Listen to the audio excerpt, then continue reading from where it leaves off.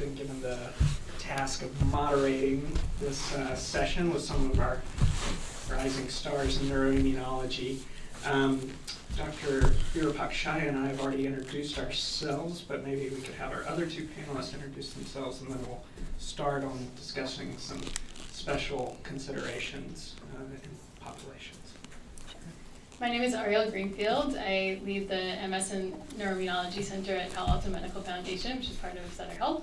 And I have to say it's an honor to be here, and it's so wonderful to see this community of NMO and MOGAD. It's really heartwarming and inspirational.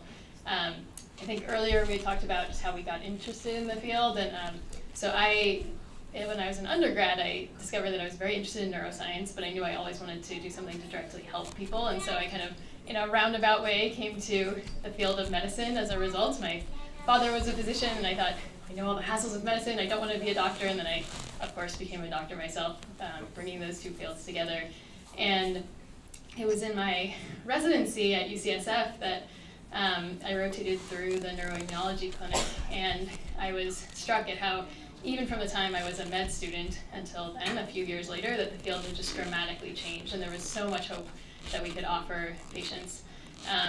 And that paired with the fact that there was still so much to do. We still didn't have cures for these conditions. So as somebody interested in research and clinical care, it was just, I think, a wonderful place to find myself. And I loved sort of the intellectual pursuits that it required. You really had to be a very good detective to, bring out all of the tools to kind of do a detailed assessment of people with these conditions, because it could be very tricky wherever the condition landed. So that's how I came into the field, and was so lucky to have trained with such wonderful people at UCSF, and now stay actively involved in research, both with those at UCSF and Stanford, and take care of patients as well. Hi everyone, I'm Kristin Galetta. I'm a neuroimmunologist and also a neurohospitalist at Stanford. So I really am passionate about thinking about how patients make that transition from being inpatient to being in the outpatient setting. And what got me into the field? Well, I just by chance was working in a research group that was looking at optic neuritis. So I, very early on, like at 24, was being inspired by patients that had optic neuritis and were living really normal lives. I was just amazed by the resilience, and I think that kind of continued to inspire me throughout time to work in this group. That's great. Well, we've got a few topics I'd like to get through, and one of the big ones that we haven't touched on much today is NMOSD and MOGAD in pediatric populations. And Dr. Virupakshaiah, you're one of the few of us who work both in the pediatrics and adult world. Can you just talk for a little bit about how those are similar, different, and your experiences with working with pediatric patients? So as these are rare diseases, it's really difficult to very specifically say what is the incidence or prevalence of these in pediatric population. A little more known is about the multiple sclerosis. We think the pediatric onset multiple sclerosis, which is defined as less than 18, pediatric patients attribute to about 3 to 5% of all patients with MS that have had the onset less than 18 years of age. It's a little different with aquaporin for NMOSD. It's much rarer in adults and even more rarer in children. So this exact proportion is still unclear. The UCSF pediatric MS clinic back in 2008-9 started a consortium working with other neuroimmunology clinics across the country.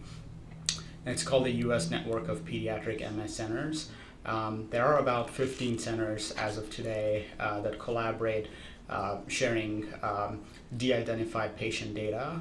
And from that database, there are about close to 1,500 patients with pediatric onset MS, close to 400 patients with MOGAD, and about 100 patients with seropositive NMOSD. And there is another category called unclear diagnosis. Previously, most of the MOGAD patients were under that category, and now they're classified as MOGAD. In terms of like symptom overlap, there's a significant overlap with aquaporin 4 NMO and also MOGAD. It can be a little difficult to distinguish, especially when they're younger. Symptoms may not be specific. It may also be transient. Not all children with a weird gait will always get a scan. Some do recover pretty quickly and are not scanned. So it's really difficult to make that diagnosis. Once it has progressed to a certain extent, when they seek medical attention, then you do all the blood work. And then one of these antibodies would come back positive. That directs further course of action. If it is aquaporin 4 positive, given the risk of relapse to be significantly higher than MOGAD, one would consider treating. That was like an overall overview on diagnosis and difficulties with diagnosis and management. Maybe you could just say a little bit about some of the work you're doing on transition clinics, how that looks when people with pediatric onset disease transition to the adult clinic. Yeah. So one of the challenges with seeing children with these rare disorders is how are they going to transition to adult care? Most physicians, community neurologists may not be aware of these complex medical histories. So we wanted them to not lose care, especially at that vulnerable time where they're maybe in college or they may be in their new jobs. There may be lack of insurance and things like that. So here at UCSF, we are now pioneering an adult transition clinic for our pediatric MS and other autoimmune, neurologic autoimmune diseases. So it'll be the same providers that they had seen when they were a pediatric neuroimmunology patient, but they'll be continuing to see us when they are over 21 in our adult MS center. We continue to follow them once they're adults in the adult clinic, and also continue to get more research data as they make further progresses in life. That's just great. Well, one of the other, considerations we have is some of our patients who are pregnant or planning pregnancy. Dr. Greenfield, do you want to talk about that? What have we learned from MS, and can we apply some of that to people with NMO and MOGAD? How do you think about those things? Sure, this is such a relevant question, especially I think even when individuals come in with a new diagnosis. We know that a lot of individuals will be young women or young men who are maybe even thinking not next year or the year after, but in the future, can I ever have a child? What does this diagnosis mean for me? And it raises, I think, a lot of big picture questions, even for those who, may never want to have children.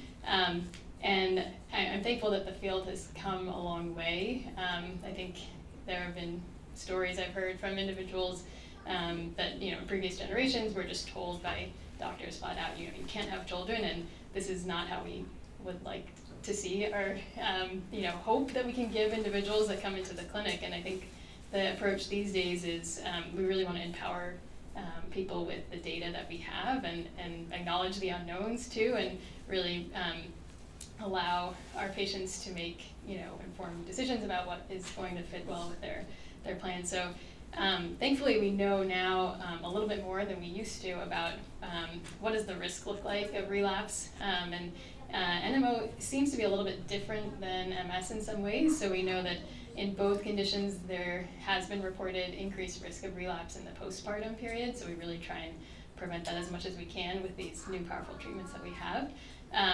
And unlike MS, the risk doesn't necessarily seem to decrease during pregnancy the way that it does with MS in terms of relapse. So that poses an extra challenge. And I think we now also have some data about some of the treatments that we use for these conditions, specifically the ones that remove a large portion of the circulating B cells, so one type of many immune cell, and whether there are outcome data for using those in the middle of pregnancy as opposed to just beforehand, since they're thankfully very long-acting treatments.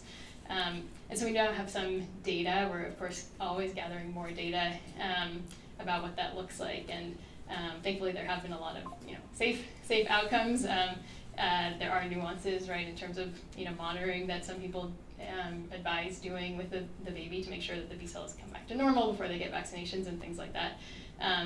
But there is some data that for patients that have a very active course, especially if there's a relapse in the year before pregnancy, that being on a treatment can help reduce the risk of relapse, especially in that postpartum period. So the other thing that comes up often is the question of breastfeeding, and now we actually have some nice data on breastfeeding with those treatments with the B cell depletion. That's mostly come out of the field of MS, but that a lot of the data has been very reassuring that very little crosses into the breast milk, and that it's good for a lot of reasons for these individuals to breastfeed if they want to. And so this has been big picture wise a challenge, I think, in the field, because clinical trials aren't really done in this population with I think nobody wants to subject any pregnancy to extra risk, and so there aren't really randomized trials for the most part, assigning patients that are pregnant to different treatments. So we really have to rely on some of the data that's gathered afterwards. Thankfully now, even with some of the newer treatments that are FDA approved for NMOSD, there are now registries. So if somebody is pregnant and is receiving a treatment or is breastfeeding, they can really, really help other individuals with the condition by donating samples, participating in the data gathering trials, essentially, to say, okay, here's what the outcomes truly look like when this is used in this cohort of individuals. So we're thankfully going to hopefully have even more data going forward as to how we can guide individuals in this setting. That's great. I didn't know about the registries. That's really helpful. Okay, that's great. Dr. Galetta, we didn't get to chat beforehand, but that's okay, because the two things I was going to ask you about are the things you brought up, which were, are you thinking about patients with optic neuritis and these two conditions, and then maybe since you're also do a little work on the neurohospitalist side, we still use a lot of old therapies for acute attacks, and where do you think maybe we might be going with acute treatments? Yeah, I mean, I think it's a really exciting time. I think we have all these new treatments for NMO, and I think that's really exciting. I think you're right that in the inpatient setting, when people are first getting diagnosed, and like with all of our panels kind of told us, there's a lot of uncertainty and there's a lot of waiting, and I am really excited and really hopeful with the trial that Samira and her team are funding, that maybe plasmapheresis will be given earlier. We'll be able to identify patients who really benefited from this earlier, and I think we're also seeing maybe initiation of trials in the inpatient side, so patients getting these medications sooner and earlier, and I'm really excited about that. I think optic neuritis, big group of diagnoses fall under optic neuritis. So there's people with NMO, there's people with MOGAD, and there's probably a lot of people that have something else that we still don't know. And I think that we're continuing to narrow in on these different individual entities, but I think always it will be the case that people are individuals, patients are individuals, people with these disorders have very unique courses, and when I'm with my patients, I really try to think about that piece of things. So I'll just build on the pregnancy question a little bit to say that everyone has different courses, and that usually we don't want to ever discourage anyone from pregnancy or anything like that, and we really want to work towards getting them stable as we can, and so I think really thinking about people as individuals instead of just their diseases. I think that's really great. Dr. Greenfield, you're a B cell person. I want to work on B cells and the antibodies that they produce in these different diseases. And one of the things that's really striking, especially with NMO, is the overlap with other autoimmune diseases. I think it's been touched on a little bit today. Can you tell us a little bit about that and how you work with colleagues in other divisions and how you're thinking about those folks? Yeah, and I think it was raised earlier that there's a lot of unknowns. It's always humbling to not, of course, nobody has all the answers. We don't fully understand sort of the heart of some of these conditions. We know, as was mentioned earlier, that individuals with NMO, especially aquaporin 4 positive, have a higher chance of having another autoimmune condition, whether it's lupus or thyroid autoimmunity or Sjogren's disease.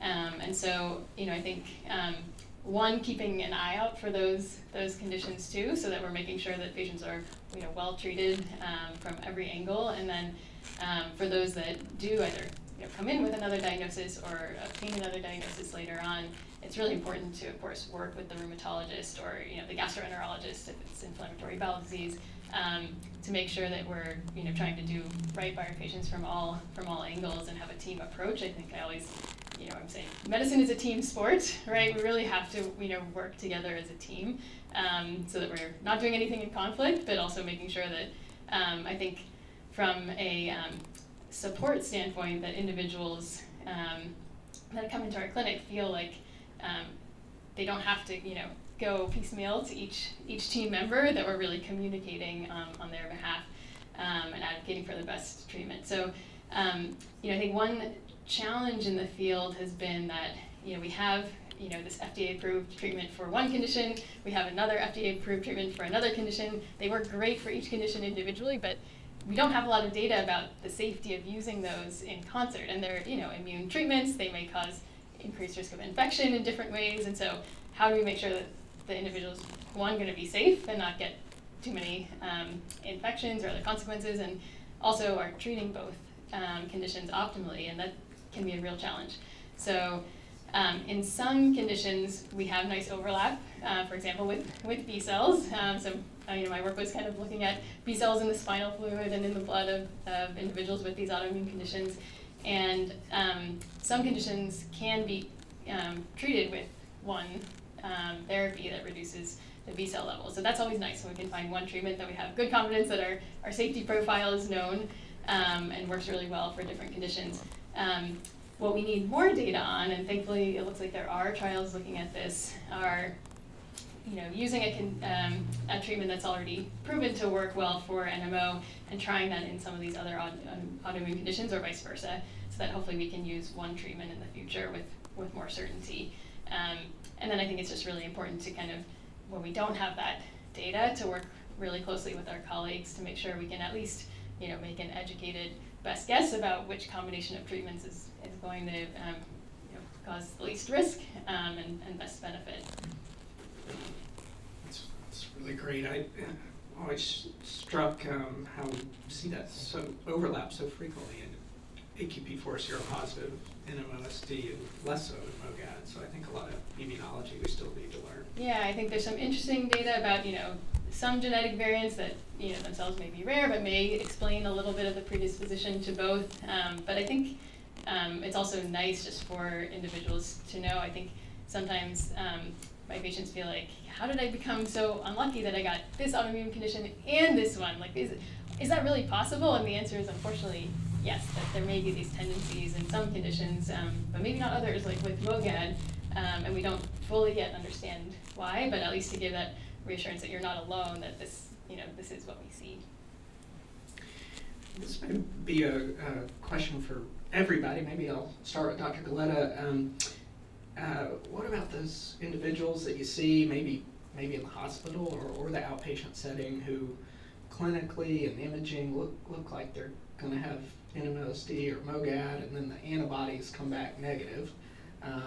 That's always tough. Maybe what are you thinking these days about seronegative NMOSD and how we can better understand that? Yeah, I think a couple things. Of course, we retest at least a couple times when we really are concerned. But I think that sometimes people just aren't positive, and we can still make really thoughtful strategies about how to treat them. Sometimes, I think earlier, one of these interleukins or this type of inflammation came up that then now has a treatment to target it more directly. And so I think if we're not able to make an exact diagnosis yet, there's obviously a lot of people at UCSF, Stanford, all over the country trying to work on that piece. But if we're not able to make an exact diagnosis, I still think we can make a really thoughtful treatment plan and choice, and that can be really based on what people's type of inflammation that they have. Dr. V, when I've seen some people like this, I've always wondered the way the MOG antibody can fluctuate. Are that some of these folks that have just lost MOG titers? Maybe tell us about what you've seen with working with children. Have you seen cases like that? Yeah, this is a pretty challenging scenario that all of us face when we see something that looks everything like NMO or MOG, but when they are negative, we are always thinking, what else could this be? And we don't have access, or I should say, although there are many research groups that are working on these novel antibody discoveries, we are still waiting for them to become commercially available. So what we do, I also want to clarify the term on seronegative status. Serum, when you say seronegative, we're specifically talking about the serum itself, which is blood, and not specifically talking about the CSF. So one thing that I always make sure is to, when this is a question, always make sure that you're sending these antibody testing in the CSF. Some recent findings that have changed the diagnosis for some of my patients is sending CSF MOG, which is only available on a research basis. So I always write to Owen Flanagan at the Mayo Clinic and make sure that the CSF antibody is checked for. Additionally, there have been recent reports on looking at MOG IgA instead of MOG IgG1. We have collaborated with Kevin O'Connor and Anne-Katrine Probstil in Germany, Basel, and we once every few months or so we send samples, serum and CSF, with phenotypic correlations of these patients to make sure that we are making the right diagnosis in these difficult cases. The serostatus also does seem to vary, especially in MOG. Some data suggest that it's likely to be high in around the time of the acute event, more so in phenotypes of optic neuritis and transverse myelitis. It may not be the case with 8M. Going back to what Dr. Zandel had mentioned earlier, earlier data on 8M from the late 2000s, about 40 to 50% of 8M is associated with MOG IgG. But the remaining 50%, we are still not sure if it is really MOG antibody or other T-cell mediated response that we may not be able to measure at this point, or it could be another novel antibody that we are still unaware of. And the longer, it is also possible that when patients have received certain immunosuppressive medications, their serostatus can fluctuate. Steroids or even plasma exchange, in which you're effectively removing all the antibodies and you're giving them plasma from the community, that could also affect the serostatus. So like Dr. Galetta mentioned, you always keep a high index of suspicion, retest, and always look into literature and what you can find from other colleagues that are working on similar things across the world, and try to get the answers for your patients. Any other thoughts from you, Dr. Greenfield? Are there going to be new antibodies that we find too? That's what I was just thinking. I think just like we didn't used to have an antibody for NMO, and we didn't used to have an antibody for MOG, there's other fields too, like in myasthenia, where the seronegative individuals, then later a new antibody was discovered, and now they actually have a positive antibody. So it does make you wonder in the future we may have more and more antibodies that are identified, or non-antibody markers that can actually help us, definitively categorize, as opposed to just based on the MRI and the clinical findings, which are also very helpful, but would be another piece of evidence that might help us stratify how to treat these individuals. Yeah, I think some of the data coming out in the MS world about, PLP antibodies that are now being detected with cell-based assays are kind of interesting too. So yeah, a lot of new things coming up. We've got a few minutes left. I want to see if we had questions from the audience. I want to make sure we leave time for that. Looks like we've got one up front at least.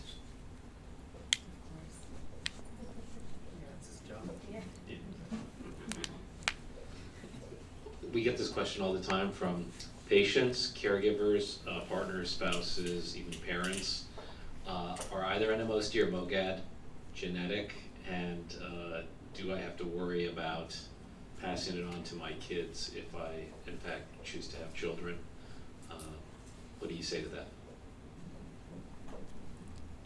I think that's a really interesting question. It's for you. So there have been genetic study, HLA and genome-wide association studies in NMO that have identified variants associated with NMOSD. I think for MOGAD, it's really early. There have been maybe about 200 people that have been reported as having HLA typing. This is a key immune gene. And there hasn't been anything found, which is a little unusual.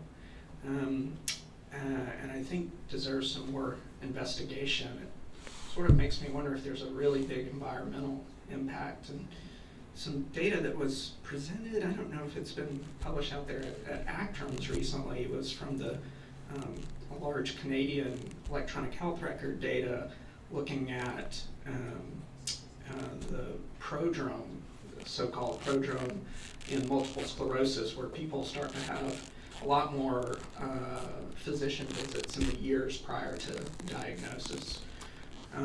And interestingly, they compared that to MOGAD, and there was basically no prodrome other than right before the onset, where people tended to have more viral infections. And so I think we need more data on that to really guide us as to whether or not there's a big genetic component, or maybe not. That being said, I don't think I've ever met a patient that has come in to have like a first degree relative with NMO or MOG or anything like that. So at least from an observation, non-database point of view, I think it sounds like a really high genetic risk here, but yeah. And then I just also want to comment to the room, if you don't know this, there are conferences all over the world that focus on neurology, neuroimmunology, MS, so AAN, EAN, CMSC, ACTRMS, etc. It's like an alphabet soup. But yes, and ISNI, that's right, and others, ANA. But I just want you all to know that literally some of these conferences have 15,000 doctors attending, all researching this, even just the narrow area of NMOSD and MOGAD. Hundreds, maybe even 1,000 or more doctors working around the world together. Many of these folks are some of the leading folks in research. So question to you all, what gives you hope? What do you see coming in the future from all the research activity you all are undertaking? I liked one of my co-fellows use this phrase that, because people are working in different time zones, right, that she would tell patients that at any moment of the day, 24 hours a day, there is somebody working hard to find a cure for your condition. Mm-hmm. And I loved that. And I just thought, this is such a good mentality that around the clock, the world is working on this. And I think what's given me a lot of hope is that, one, to see how far the field has come for NMO and MOG, even in the span of 5 years. But then also looking at similar fields where, like in multiple sclerosis, where we had, 0 treatments also not that long ago, and now there's, more than 20. So I think that just the tools that we have in research and the willingness of of individuals to participate in research around the globe who have these conditions has really helped propel the fields along to the point where now we have what's can be considered close to a cure for things like relapses and multiple sclerosis that don't happen for decades at a time. I think is really quite different than it used to be. So that's given me a lot of hope. And I think the other piece is that I think industry is now focused a lot more on rare diseases where it hadn't before, and that's really the fact that we have for FDA approved excellent treatments for NMO is also wouldn't be possible without that.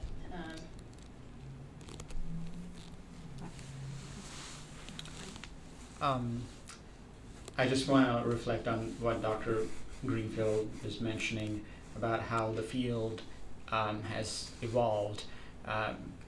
Every time there's a new diagnosis of patients with MS, I tell them the historical aspects of it and how we have so many new medications, especially in the last decade and a half or so, and how that has changed the way how we treat these patients. And a similar thing has happened in NMOSD and other neuroimmunological disorders like myasthenia, more things happening in the field of stiff person neurosarcoid.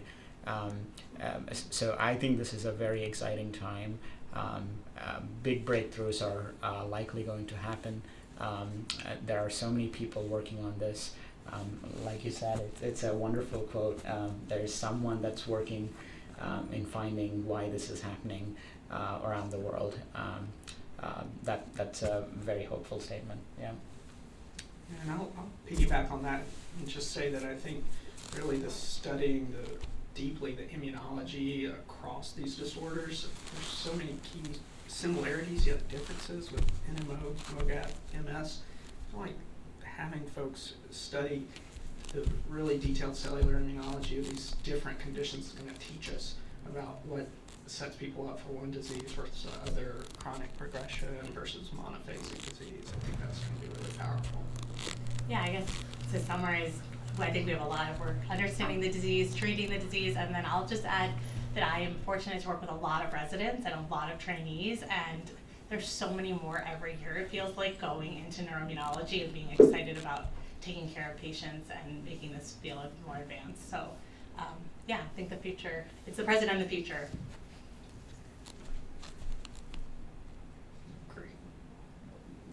Great. One last question there. Yeah, I wanted to go back to genetics. My maternal aunt has MS, and my son was diagnosed with NMOSD. Do you think there's some kind of relationship to that?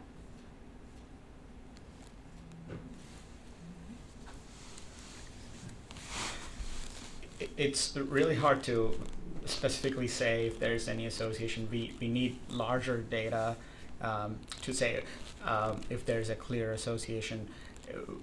As doctors, we always feel like Occam's razor, which is like we want to find a single unifying cause that explains all the symptoms.